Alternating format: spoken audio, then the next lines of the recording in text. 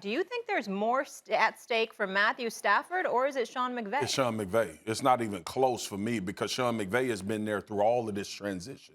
He was there when they traded for Jalen Ramsey. He was there when they wanted to figure out the Todd Gurley situation. He was coming off a Super Bowl where he was given 3 points by Bill Belichick and the New England Patriots. And I love how you open that up. He's supposed to be boy wonder, right? And now you send Jared Goff off because Jared Goff now has become the poster child of what was holding us back. Right. This is what was stopping us from winning the Super Bowl. And everybody seems to forget. So I hear all of the Matt Stafford is he really that guy from Detroit? The only thing we paid attention to for the Detroit Lions was Matt Stafford, right? His talent lends itself to us believing that in a better situation from a team standpoint, building standpoint. And remember, Matthew Stafford went through coaches after coaches after coaches. They could not get it right. He was in a bad franchise. And he was in a franchise where we knew they weren't going to win games, so we didn't see him on television. But NFL players know how good Matthew Stafford is.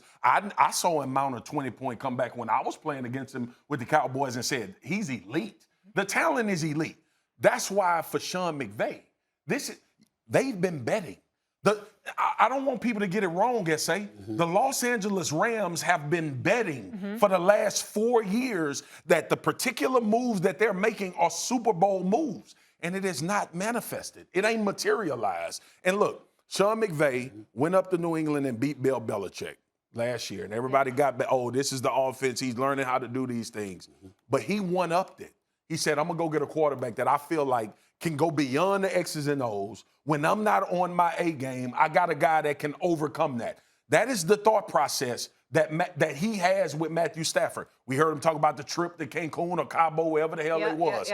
Shanahan having a tremendous amount of success from an offensive Tequila standpoint. helps you bond. Yeah, it does. It really does. You cannot sign Matthew Stafford with the expectation that that was the issue and as the head coach not get to where you plan on getting to. He put that on himself. Matthew Stafford has some responsibility. But Sean McVay, if you the front office in Los Angeles, you said, we've done everything you've asked us to do. When Jalen Ramsey wanted out of Jacksonville, we gave away first-round picks. They have mortgaged their future. Now execute. Yeah. I respectfully disagree. I use the word respectfully because I get your points and I understand where you're coming from, but I genuinely disagree with you on this, and here's the reason why. First of all, let's look at Sean McVay's resume. Yeah, he was boy wonder, no doubt. Did get him to a Super Bowl. 4 years as the coach, got him to the playoffs 3 times. Who did he lose to in the playoffs? He lost to New England in the Super Bowl. He lost to Atlanta Falcons team fresh off a Super Bowl appearance, first go round. Then he lost to New England in the Super Bowl. Last year, he lost to Aaron Rodgers and the Green Bay Packers. Nothing to sneeze at there, number one. Number two, Les Snead made those moves, gave him the personnel. So as far as I'm concerned, if you're going to look at Sean McVay, you got to look at Les Snead as well, all right, in terms of the personnel that they're supposed to have available to them. Here's where I get with Matthew Stafford. I like Matthew Stafford. I respect the brother. The brother has won many, many games in the NFL, meaning with his arm come from behind victories, et cetera, et cetera. The brother's record is like 74-90-1. Now, I understand that's a team game, and we're talking about the perpetually moribund Detroit Lions organization. I got all of that, okay?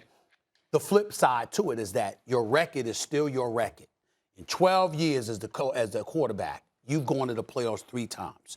In those 3 appearances, you're 0-3 in the postseason. Jimmy Ward of the 49ers, if I remember correctly, was the one that sat up there and called them out and was like, yo, the brother can play, probably top 10, maybe top 5, but he ain't got no playoff victories. Jared Goff took the Rams to the Super Bowl. So if you are Jared Goff and you go to Detroit and you stick up the joint, yeah, that's an indictment against Detroit. But if you're Matthew Stafford coming from Detroit to the Los Angeles Rams with McVay as your coach, where Robert Woods is one of your receivers, Cooper Kupp is another.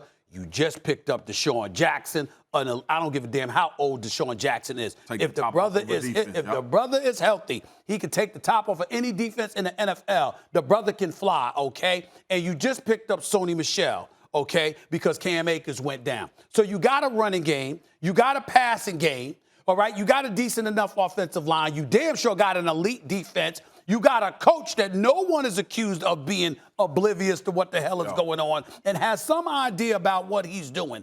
If the Los Angeles Rams And I'm talking if they struggle offensively, because if your offense is elite but your defense is struggling, we're not going to look at Matthew Stafford. But if we're looking at a Los Angeles Rams offense and they're not getting it done, I'm not trying to absolve Sean McVay. Right. But don't tell me that Matthew Stafford ain't going to be the one that most people are frowning upon more than Sean McVay. That's where I'm going with. Stephen, so here's my problem with that. Okay. Sean McVay is the common denominator in all of these circumstances, right? Like at some point, you have to focus on the guy that's telling you. Let me remind you, Sean McVay is the one that said Matthew Stafford is going to take us over the top. Okay. His evaluations of it's not us. We can believe what we want to believe about Matt Stafford. But what you supposed to say? What you supposed to say? All right, we acquired him. I don't know whether we're gonna win with the guy now. We'll find out. It ain't about what you're supposed to say. Right. You sent the first overall pick away to get him. Ain't nobody miss Jared Goff. You know that. But where does the pressure lie? What Sean McVay sending Jared Goff away to get Matthew Stafford, what story does that tell? Sean McVay put all of the onus on Jared Goff. Well, he put the onus. Come on, you know this because you do a great job doing what you do on NFL Live every day. When Sean McVay traded Jared Goff, it wasn't just that Jared Goff was somebody that wasn't producing. They talked about them not being on the same page. They talked about them not getting along, him not listening and stuff like that. So in other words, we started looking at Jared Goff, and it wasn't just his abilities as a quarterback. We started looking at his temperament, and that's what we're looking to find out from Detroit. But still a blockbuster move. It is. It's a blockbuster, but it's a blockbuster because of the greatness that is expected from Matthew Stafford, not because it was a big deal that Jared Goff left L.A. But Stephen A., the point, you just made the point. Okay. You shipped away what you said the problem was. You remain. And now you've told everybody. You got what you Matt want. Stafford is the guy. Because remember, even with all of those things you said from a relationship standpoint between Jared Goff and Sean McVay, Sean McVay still betted that Matthew Stafford was the fixer of those problems. And what I'm saying to you, Marcus, is I get it.